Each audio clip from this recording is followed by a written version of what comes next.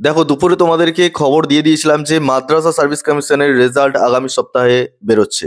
এবং তার সাথে একটা কথা আমি তোমাদেরকে বলেছিলাম যে শূন্য পদ বাড়বে কি বাড়বে না। দীর্ঘদিন ধরে তোমরা জানতে চেয়েছিলে যে মাদ্রাসার ফল কখন বেরোবে, এই নিয়ে তোমরা অনেক কমেন্ট করেছো। তো দেখতে পাচ্ছ যে পূবের কলম বলে যে পত্রিকা রয়েছে, সেই পত্রিকাতে অলরেডি দিয়েছে। এছাড়া মিশনের সাথে যোগাযোগ করলেও সেখানেও কিন্তু একই উত্তর আসে। তো শূন্য পদ বাড়বে কি বাড়বে না, তোমরা জানো যে 1729টি সিট নিয়ে মাদ্রাসা সার্ভিস কমিশনের পরীক্ষা হয়েছিল এবং সেই পরীক্ষা সকলে দিয়েছিলে। আর তার রেজাল্টের জন্য তোমরা অধীর আগ্রহী ছিলে। এখন অনেকের প্রশ্ন আসছে যে শূন্য পদ বাড়বে কি বাড়বে না। দেখো, 1729 যে ভ্যাকেন্সিটা ছিল সেটা একটা টেন্টেটিভ ভ্যাকেন্সি। আর রেজাল্ট বেরোনোর পর ইন্টারভিউ বা কাউন্সিলিং প্রক্রিয়া শুরু হয়, তার আগে একটা ফাইনাল ভ্যাকেন্সি বেরোয়।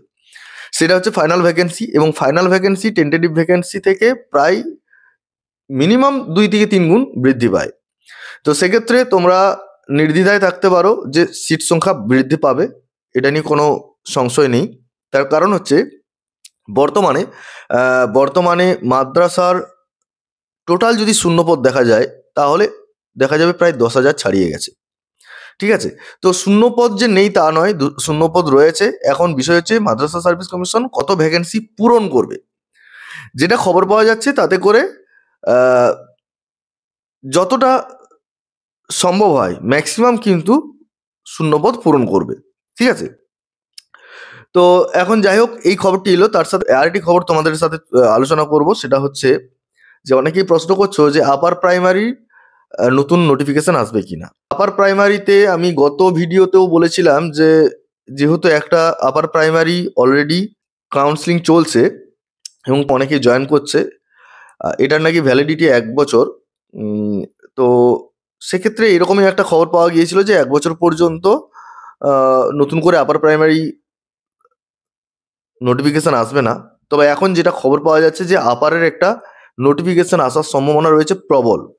তার কারণ হচ্ছে যে বর্তমানে আপার প্রাইমারি যে স্কুলগুলো রয়েছে সেই স্কুলে ভ্যাকেন্সি প্রচুর রয়েছে। আর এইবারে যেগুলো ভর্তি হচ্ছে, মানে 2014 যারা আপার প্রাইমারি ক্যান্ডিডেট ছিলেন তাদেরকে দিয়ে সম্পূর্ণ কিন্তু পূরণ করা সম্ভব হচ্ছে না, যার ফলে প্রায় 6,800-র মতো ভ্যাকেন্সি কিন্তু এখনো পর্যন্ত খালি রয়েছে এবং সেগুলো খুব দ্রুত পূরণ হবে বলে আশা করা যাচ্ছে। যাই হোক, এরকম একটা খবর পাওয়া যাচ্ছে যে আপার প্রাইমারির একটা কিন্তু যোগ রয়েছে, আপার প্রাইমারি একটা নোটিফিকেশন আসার সম্ভাবনা রয়েছে।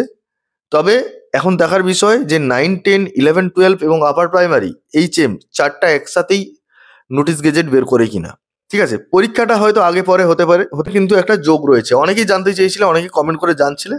তোমাদের জন্য আমি এই কথাটা আরেকটু তুলে ধরলাম যে আপার প্রাইমারি যারা প্রিপারেশন নিচ্ছ তারা কিন্তু আপার প্রাইমারি প্রিপারেশনটা নিতে থাকো, এটাও কিন্তু একটা হওয়ার চান্স রয়েছে। ঠিক আছে, যাই হোক, এই খবরটা এলো, আমার মনে হলো যে তোমাদের সাথে এই বিষয়টা নিয়ে একটু শেয়ার করে দিই। পরবর্তী ক্ষেত্রে নতুন কোনো খবর এলে অবশ্যই তোমাদের সাথে শেয়ার করবো। আজকে এই পর্যন্ত, সকলে ভালো থেকে সুস্থ থেকে বলে আজকের ভিডিও এখানে শেষ করছি। ধন্যবাদ।